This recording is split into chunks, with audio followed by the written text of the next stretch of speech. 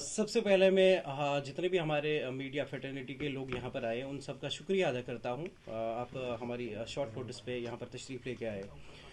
जिस तरह से आप सभी जानते हैं, पिछले कई दिनों से जो ट्रांसपोर्ट है, खासकर हमारा ड्राइवर, वो काफ़ी डरा सहमा हुआ है। जिस तरह से हमारी लोकसभा ने भारतीय न्याय संहिता के तहत जो हिट एंड रन वाला स्पेशल केस है, उसको लेकर जो कानून प्रस्ताव पास किया गया है, तो हमारे मोस्ट ऑफ ड्राइवर्स ने अभी फिलहाल अपनी स्टीयरिंग छोड़ दी है और वो घर को चले गए हैं, जिससे हमारे ट्रांसपोर्ट के मैक्सिमम जगह पे ऑपरेशन सस्पेंड हुए हैं। तो आपको मैं बताना चाहूँगा, कल हमारी ऑल इंडिया मोटर ट्रांसपोर्ट के जितने भी स्टेट अधिकारी हैं, उनकी एक जूम मीटिंग चली जो दोपहर 1:30 बजे शुरू हुई थी और वो जूम मीटिंग फिर 4 बजे तक लगातार रही। उसमें कम से कम 100 के करीब हमारे स्टेट से जो रिप्रेजेंटेटिव्स ऑल इंडिया में है स्टेट से, तो 95% के करीब हमारे जो रिप्रेजेंटेटिव्स है उन्होंने हड़ताल का सुझाव दिया था। लेकिन शाम गए हमारे ऑल इंडिया मोटर ट्रांसपोर्ट के जो प्रेसिडेंट है श्री अमृतलाल मदान जी, उन्होंने एक प्रेस नोट जारी किया जिसमें उन्होंने कहा कि सरकार ने हमें आश्वासन दिया है कि इस कानून को लागू नहीं किया जाएगा। लेट मी क्लियर फर्स्ट, ये जो कानून है, ये जो भारतीय न्याय संहिता इंट्रोड्यूस हुआ है, ये बिल नंबर 121 2023 की जो लोकसभा में हुई है, उसमें इसको इंट्रोड्यूस किया गया है। ये चैप्टर 6 में आता है ऑफेंसेस में, और ये ऑफेंसेस ऐसे हैं जिससे ह्यूमन बॉडी इफेक्ट होती है। तो 21 तारीख को लोकसभा में ये कानून पास किया गया। 25 तारीख को हमारी ऑनरेबल प्रेसिडेंट ने इसको असेंट दिया, इसको ग्रीन सिग्नल दिया।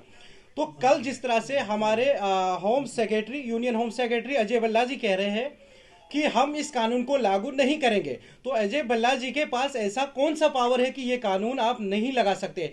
लोकसभा ने पास किया, प्रेसिडेंट का एसेंट बिल गया है, दैट मीन्स कानून तो पास हो गया है। अब सिर्फ वेट होना है कि सरकार इसको इम्प्लीमेंटेशन डेट कब देगी।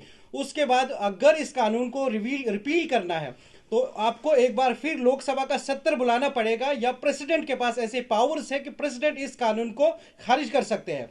जिस तरह से कल एआईएमटीसी की प्रेस कॉन्फ्रेंस हुई, हम उससे बड़े आहत हैं। हालांकि सब स्टेट्स ने एआईएमटीसी के उस फैसले की सपोर्ट में सारे यूनियंस खड़े नहीं है।